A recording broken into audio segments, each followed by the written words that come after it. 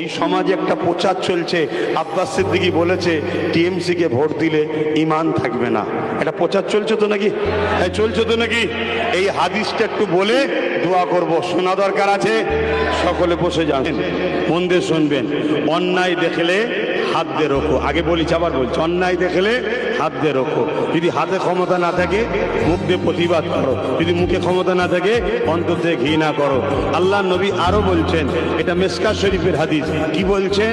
কেউ যদি জুলুম করে, কেউ যদি জুলুম করে, অত্যাচার করে, জানার পরও তুমি যদি তাকে সাপোর্ট করো, তাকে সহযোগিতা করো, তার জুলুমকে ক্ষমতাশালী করো, তুমি ইসলাম থেকে বেরিয়ে যাবে।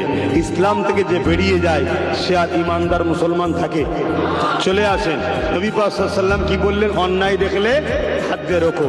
বলুন তো ভাই, কেন্দ্র সরকার ওয়াকফ কালা কানুন তৈরি করেছে, এটা ন্যায় করেছে না অন্যায় করেছে?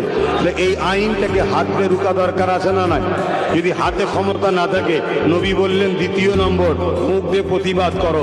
মুখ দিয়ে প্রতিবাদের দরকার আছে না নাই? এটা দ্বিতীয় স্তরের ঈমান। যদি মুখ দিয়ে প্রতিবাদ করতে না পারে, রাসূল বললেন 3 নম্বর অন্তর থেকে ঘৃণা করতে হবে। দেখা যাচ্ছে এই ঘৃণা করা 3 নম্বরটা রাসূল বললেন সব থেকে শেষ স্তর ঈমানের। ঈমানের কি স্তর? শেষ। এরপর আর কোনো ঈমানের স্তর নেই। কথা মাথায় ঢুকছে? তাহলে 1 নম্বর ঈমান হাত দিয়ে রুকা, দ্বিতীয় স্তর মুখ দিয়ে প্রতিবাদ করা, 3 নম্বর অন্তর থেকে ঘৃণা করা।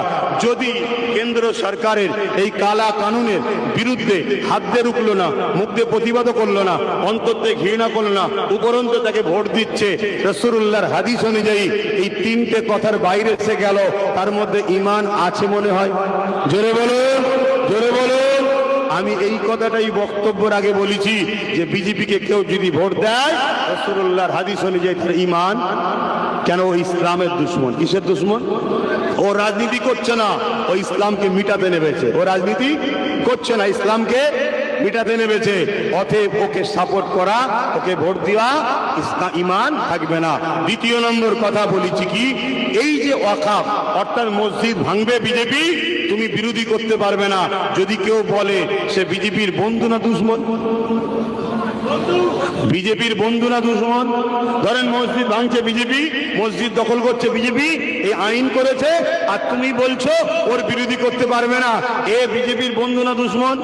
তো বন্ধু যখন হলো, তাহলে রাসূলুল্লাহর হাদিস অনুযায়ী এ অন্যায় করছে না নাই করলো, তাহলে একেও হাত দিয়ে রুখতে হবে। হাতে না ক্ষমতা করতে হবে, মুখে দিয়ে ক্ষমতা থেকে অন্তর থেকে ঘৃণা করে একে ভোট না দিয়ে দূরে থাকতে হবে। যদি না হয় তার মানে তুমি একে শক্তিশালী করছো, ও ভাঙবে, এ রুখবে, বিরোধী করা যাবে না। তাহলে তোমার মধ্যে ঈমান। জোরে বলো। এই কথা বলাতে এখন বন্ধুদের গায়ে লেগে গেছে, এত বড় কথা বললো, ওরে শয়তান, এর থেকেও বড় দলিল আছে, আর একটু কাছে এসুক সব দলিল বার করবো, এর থেকেও কড়া কড়া দলিল আছে। কথা বুঝে আসছে না নাই? হ্যাঁ, তোমরা ক্ষমতা দিয়ে আমার দিনকে মিটাতে চাইবে, 10টা উলামা চুপ আছে, সে জবাব দেবে, আমি চুপ থাকতে পারবো না। ব্যাস, এটা আমার মিশন, এ লড়াই হবে। তোমার ক্ষমতা তুমি দেখাও, আমার ক্ষমতা হলো আমার আল্লাহ।